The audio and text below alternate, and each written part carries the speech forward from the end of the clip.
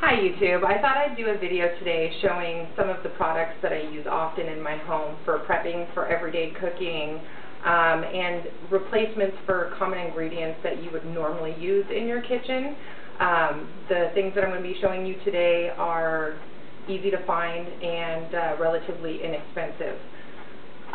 One of the things that you're probably aware of if you're watching this video because you're gluten-free are cooking books like this. Although well-intentioned, the amount of time that it would take to make your own flour, prepare your own tortillas, and mix together and do the things that they're asking you to do in this book would take an insane amount of time. We don't cook gluten-free because we're foodies or because we're trendy people that are trying to, I don't know, even the recipes that are in here are ridiculous. These are not things that you would be cooking every day in a family. And really, to date, I haven't found any specific gluten-free books that I would even recommend as cooking books. What I do like using as a cookbook, I'm a good old-fashioned Southern girl, especially when it comes to cooking things like dinner. This was my great-grandmother's, my grandmother's, my mother's, and now mine, and I share it with my children. It is a very, very old Better Homes and Gardens new cookbook. Now, I recommend the very, very old ones because if it's a pie recipe, they're not going to tell you to go out to the store and buy a pie crust. There are plenty of pie crust recipes in here, and they're meant to be fast and efficient. And all you have to do typically is replace a couple of ingredients like the flour, maybe a couple other ingredients upon the way, but you know, they don't tell you to go out and buy canned soup. They tell you how to make the soup that it is that it's calling for, and all the ingredients are fresh. They're not telling you to use any pre-prepared products, and I find this very convenient for myself and my family, so you might want to take a look. Especially if you're new to being gluten-free, I recommend getting a hold of the CSA and asking for their CSA gluten-free product listing. You can order this at www.csaceliacs.org. And in this book, what this organization has done is that they have contacted stores, food manufacturers, and brands and asked them and verified whether or not a product is gluten-free. And if it is gluten-free, they will list it here in this book, even store brands. So especially if you're new and you're not sure what is and isn't gluten-free because the ingredients are absolutely insane, this is absolutely wonderful to have. You might look a little freaky in the store with this in your shopping cart as you're going through to verify whether or not something is gluten-free, but it's definitely worth the strange looks.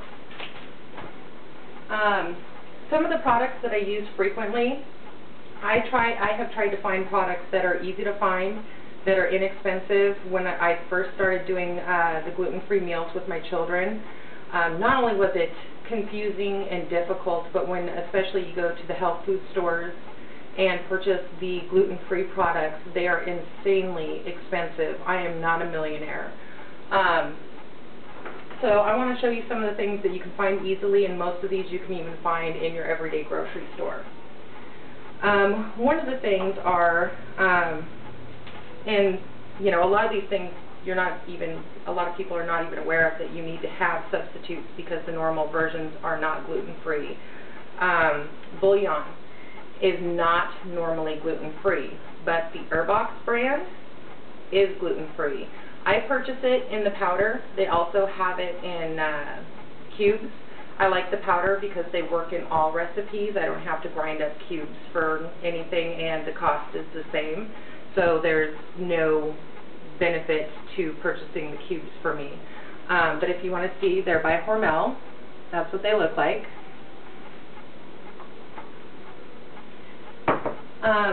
Another product, if you're gluten-free, that you need to replace is soy sauce. Soy sauce is not gluten-free. But the Sanjay makes this tamari, which is a gluten-free soy sauce. You'll have to be careful with this product.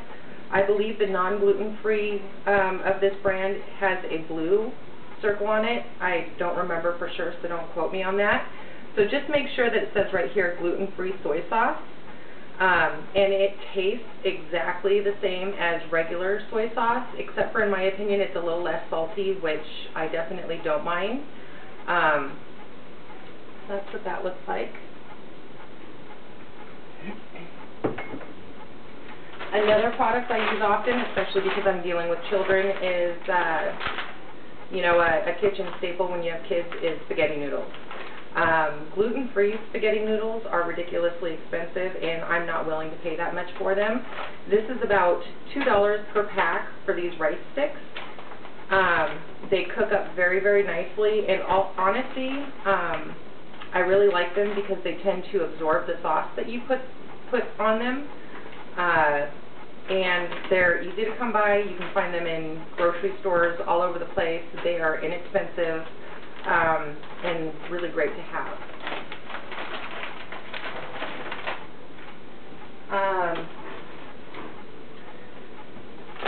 Show you my big guys next. If you're not familiar with Bob's Red Mill, I would probably recommend that you visit his website and try to find him in stores and at least give his products a try. Now, one of the controversies with celiacs is whether or not oatmeal is gluten-free.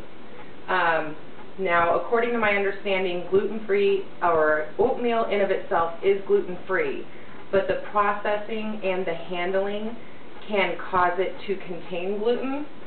So Bob's Red Mill has a gluten-free dedicated processing plant, and also they do testing on their oatmeal to verify that it is gluten-free. My children have never had a problem with it.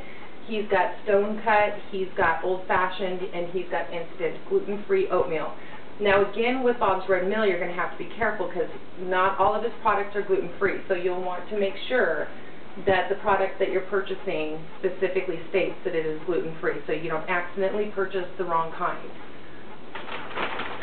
And I actually, I purchase these either online because it's cheaper and more convenient if you buy it in bulk. If you only have one person, it might be worth it to buy a little bit in the store.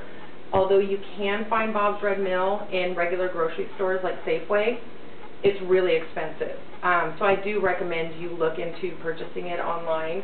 And also, if you have a cash and carry in your area, you should be able to get this product in the big bags at cash and carry for a really great price.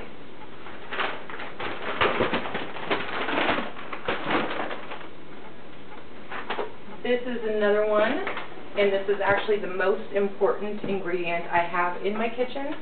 And again, it's from Bob's Red Mill.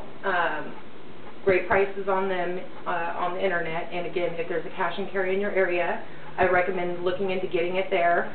And if they have Bob Red Mill's product at your cash and carry, but they don't have the one you want, you can special order it, and they can get that in for you. But this is the all-purpose gluten-free flour.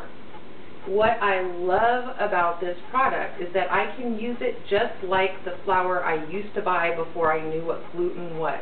You can use it in any recipe. Well, almost. There are some biscuit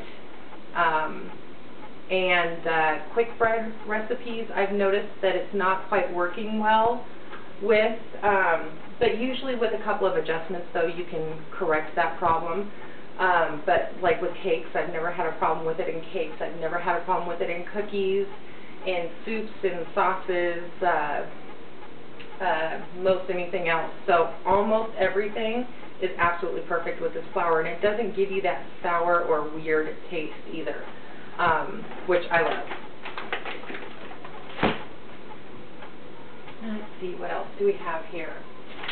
Another product that you might find yourself needing if you're gluten-free and you don't want to spend $1 million is yellow cornmeal. Although for 99 cents once upon a time prior to being gluten-free you could go buy a box of Jiffy to make your cornbread, you can no longer do that. And if you were to find a mix, it would be ridiculously expensive. Cornbread's really, really easy to make, And cornmeal is really, really inexpensive, so you can go and buy your cornmeal, just verify that the brand that you have is gluten-free, and then you can make your own cornbread, and it also comes in handy for some other recipes. Another product that you'll probably be finding yourself in need of a lot, I have a lot of cornstarch in my house, and it's because in a lot of recipes and in a lot of products, gluten and or flour is used because it's a natural preservative. It is a filler. It's a filler, and it's also a thickener. So in the recipes and products where the gluten and or flour is being used as a thickener, you can achieve that by replacing it with the cornstarch. Another thing that you might want to look into getting, and I get mine in bulk at Winco, is the dehydrated potato slices. And the reason I get them is because, you know, like I said, I'm a good old Southern girl in the kitchen. I really don't want to spend 10 million years slicing potatoes, and I missed the concept of the instant au gratin potatoes. And so you can easily achieve a at-home version that doesn't take 10 hours by having the dehydrated potato slices. Another product that most people don't have in their kitchens anymore is the instant milk. And I think in my next video you'll see one of the reasons why I recommend having this in your kitchen. Number one, a lot of stuff you're going to have to make yourself, and it's very easy to run out of milk, especially if you have children. You can always replace it in your cooking with the instant milk. And also there's some pre-made dry mixes that I'm going to show you how to make, and it will require the dehydrated milk. Some other things that you'll find handy is vinegars, like the normal white vinegar. It's required for some recipes and also for canning.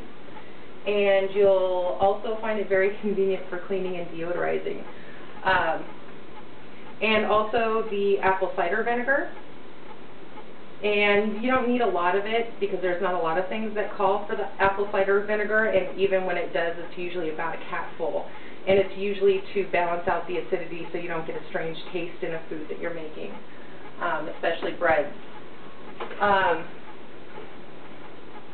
And then also red wine vinegar. And if you've never used it, one of the things I really enjoy it for, and the reason why I buy so much of it, is broccoli salad. I do a broccoli salad that everybody absolutely adores, and children even love it. And really the main secret to that is the dressing that you make with the red wine vinegar. It is so yummy. And also for the account of saving money and prepping, because I wanted to address that as well in this video. One of the things I started with when I started my gluten-free prepping was the dried beans. They're very easy to store. They keep for a very long time. And in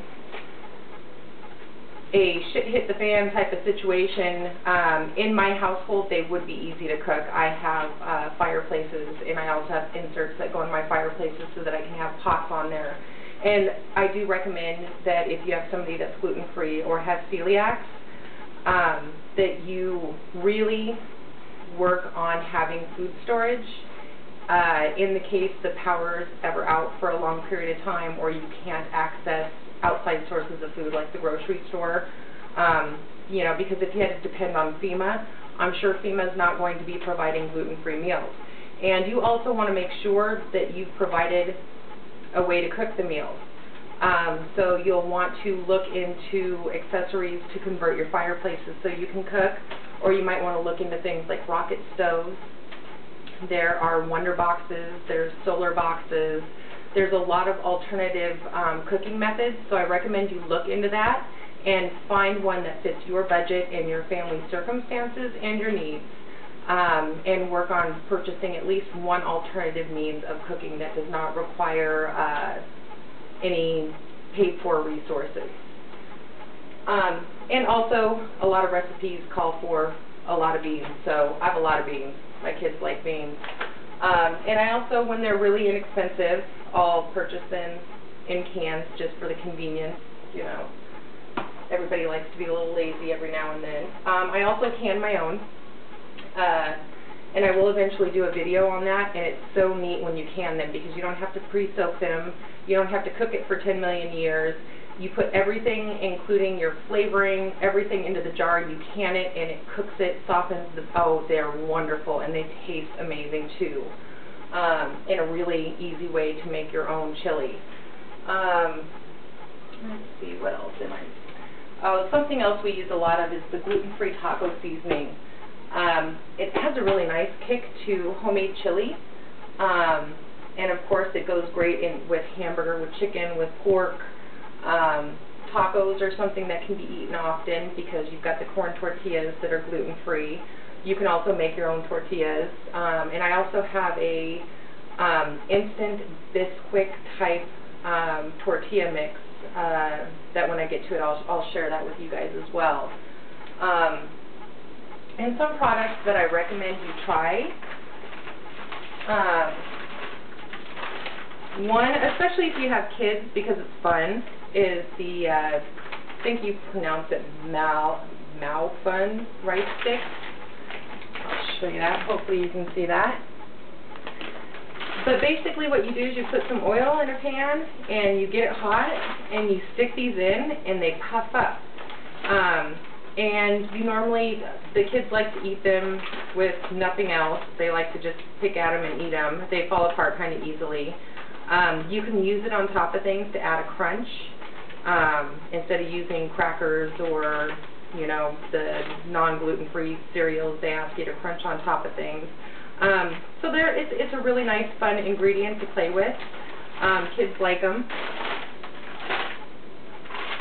And these are white rice cakes. So the only ingredients that these have is rice and water. You basically rehydrate them, you cook them, and they're an interesting potatoey noodle-like thing. I don't know how to describe it, but they're fun. And they're gluten-free. And especially if you have an Asian store, they're really super inexpensive. Same thing with the rice sticks. Another thing that's fun is the spring roll skins. You'll want to verify the ingredients, like this one right here. It's tapioca flour, water, and salt. And what you do with these is that you rehydrate them in warm water. So you put them, what I do is I put a plate down with a little bit of lukewarm water in it. You put one in, wait for it to soften up just enough to be rubbery.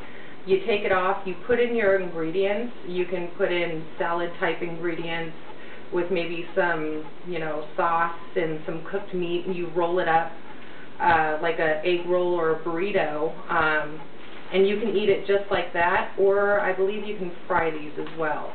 I think I've done that once, but I did it with beans, trying to make like a gluten-free burrito, which tasted great, but I kind of made a mess out of it, so maybe I should try that one again.